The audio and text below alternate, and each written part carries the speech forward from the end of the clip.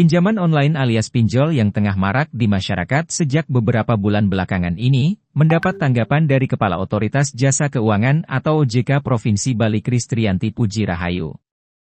Usai acara update berita Ngorte di Denpasar pada Rabu tanggal 10 Juli 2024, dia mengungkapkan bahwa pinjol ada dua yakni legal dan ilegal.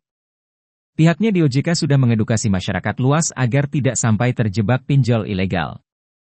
Untuk menghindari pinjol ilegal ini, tambah Puji Rahayu, masyarakat perlu mengenal istilah camilan yakni kamera, mikrofon dan lokasi. Itulah yang hanya boleh diakses. Kedua, OJK selalu mengeluarkan rilis mengenai pinjol legal dan ilegal. Sedangkan ketiga, warga yang ingin meminjam uang, baik di pinjol legal, bank maupun perusahaan pembiayaan, yang terpenting supaya tahu batasannya.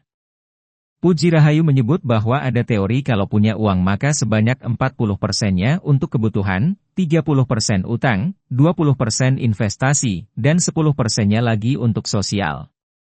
Menurut DVA mau pinjaman apapun, seseorang mesti memperhitungkan maksimal 30% daripada penghasilannya. Itu kalau kondisinya memang normal.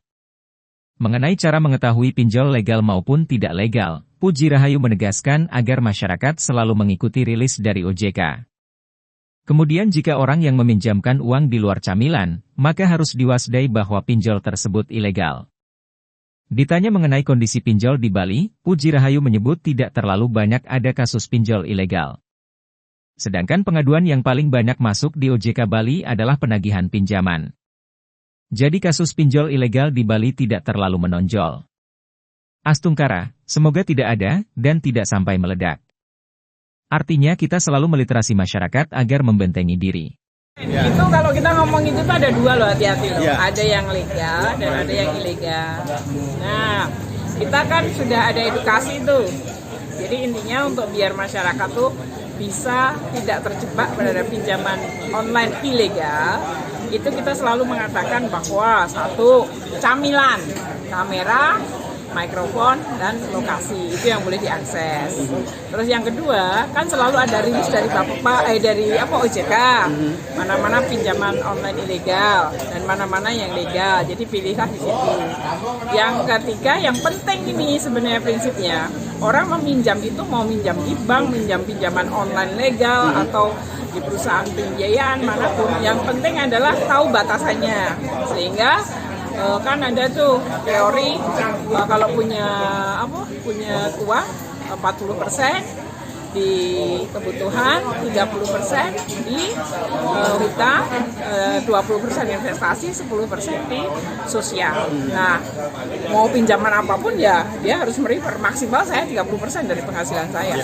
Kalau kondisinya memang normal. Jadi itu ya. Bagaimana cara mengetahui pinjol ini legal maupun tidak legal? Nah, tadi kan satu, ada selalu rilis dari OJK. Satu. Yang kedua, kalau dia mintanya di luar camilan, kan ada lagunya itu. Ada peraturannya dan ada lagunya. Camilan, makanya kita pakai singkatannya camilan, itu karena hanya boleh mengakses kamera, mikrofon, dan lokasi. Selain dia minta itu, harus diwaspadai bahwa itu ilegal. Ya, itu tip yang paling gampang dulu. Ya. Kalau untuk di Bali banyak nggak ada kira-kira untuk pinjol ini, Bu?